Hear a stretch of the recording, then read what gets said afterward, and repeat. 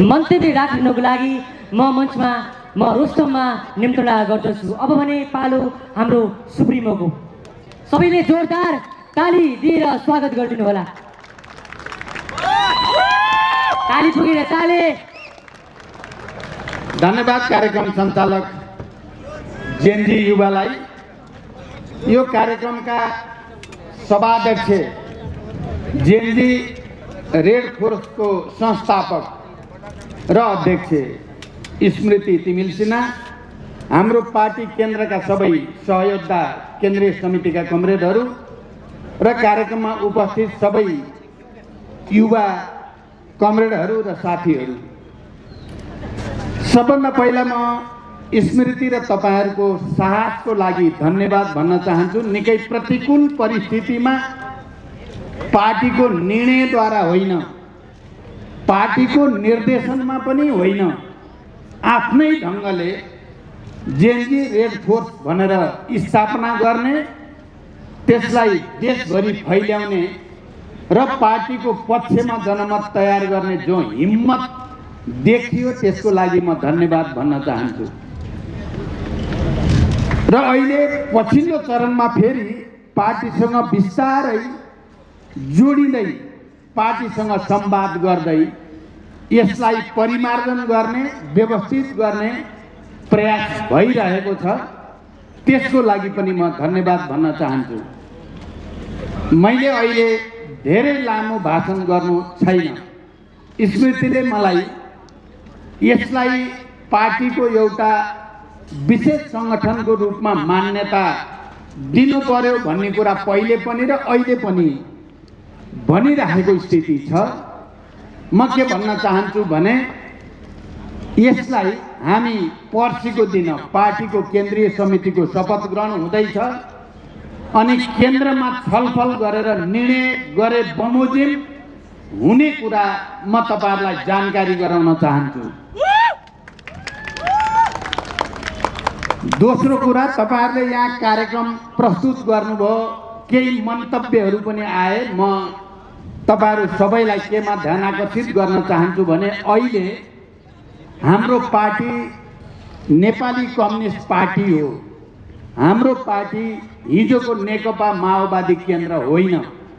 नेकपा माओवादी केन्द्र नेपाली कम्युनिस्ट पार्टीमा विकसित भएको छ, रूपान्तरित भएको छ, जुन नेपाली कम्युनिस्ट पार्टीमा अन्य विभिन्न ठुला साना कम्युनिस्ट र समाजवादी समूहहरू एकीकृत भएका छन्। त्यसकारण तपाईहरुले आफ्नो कार्यक्रमलाई पनि नेपाली कम्युनिस्ट पार्टीको स्पिरिटमा, समाजवादी आन्दोलनको स्पिरिटमा प्रस्तुत गर्नुपर्नेछ। म तपाईहरुलाई यो सुझाव दिन चाहन्छु। तपाईहरुले प्रस्तुत गरेको नाटक तपाईहरुले मेहनत गर्नुभएको रहेछ। तपाईहरुको उत्साहको लागि धन्यवाद भन्न चाहन्छु। तर कता कता त्यो चाहिँ माओवादी र प्रचण्ड केन्द्रित गरेर तपाईहरुले बनाउनु भएको छ। अहिले माओवादी प्रचण्ड केन्द्रित भएर होइन, नेपाली कम्युनिस्ट पार्टी केन्द्रित भएर नै कार्यक्रम प्रस्तुत गर्नु आवश्यक हुन्छ। किनकि नेपाली कम्युनिस्ट पार्टी भित्रै हिजोको माओवादी, समाजवादी लगायतका 17वटा घटकहरू त्यसमा समाहित छन्। तपाईहरुले त्यो कुरालाई हेक्का राख्नुपर्ने हुन्छ भनेर पनि म सुझाव दिन चाहन्छु। किनकि तपाईहरुले प्रस्तुत गर्ने तपाईहरुको उत्साह सबै कहीँ कतै किल हुन नपाओस्, तपाईहरुलाई हामी प्रेरित गर्न चाहन्छौँ। निकै अप्ठ्यारो परिस्थितिमा जेनजी रेड फोर्सले जेनजीको नाममा भएका विभिन्न खालका भ्रमहरू चिर्न महत्त्वपूर्ण भूमिका खेलेको कुरालाई म उच्च सम्मान गर्न चाहन्छु र तपाईहरुको भूमिकालाई राम्रोसँग स्थापित गरिनेछ। तर अन्ततः आजको युगमा र पहिले पनि क्रान्तिकारी आन्दोलनमा कम्युनिस्ट पार्टीको नेतृत्व हरेक तहमा, हरेक क्षेत्रमा अपरिहार्य हुन्छ।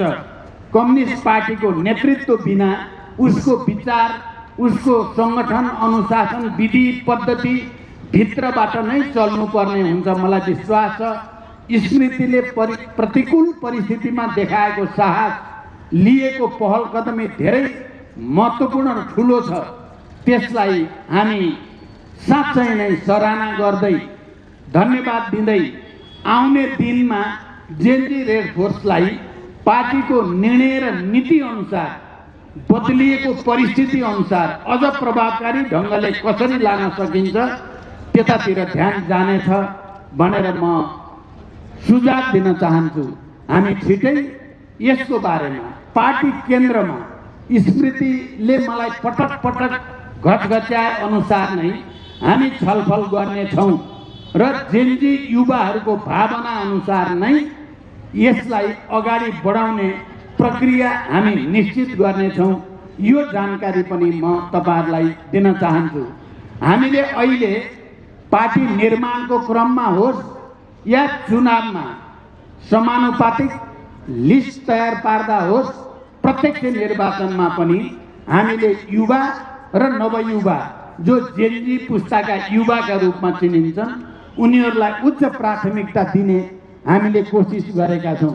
तपाईहरुको अगाडि यहाँ मुस्कान खातुन जेएनजी पुस्ताको एउटा महिला जसलाई एउटा ठुलो पीडाबाट गुज्रिनु पर्यो, जसलाई राष्ट्र र अन्तर्राष्ट्रिय रूपमा पनि एउटा साहसी युवाको रूपमा सम्मानित गर्यो।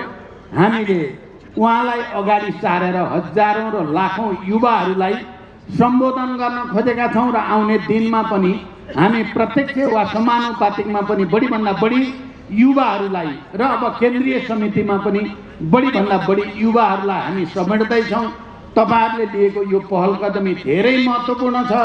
तपाईहरु सबैलाई र अहिले जेएनजी रेड फोर्सको रूपमा समितिमा केन्द्रीय समितिमा संगठित देशभरि संगठित सबै युवाहरूलाई म विशेष धन्यवाद दिँदै म आफ्नो भनाइ टुङ्ग्याउँछु। धन्यवाद, अभिवादन।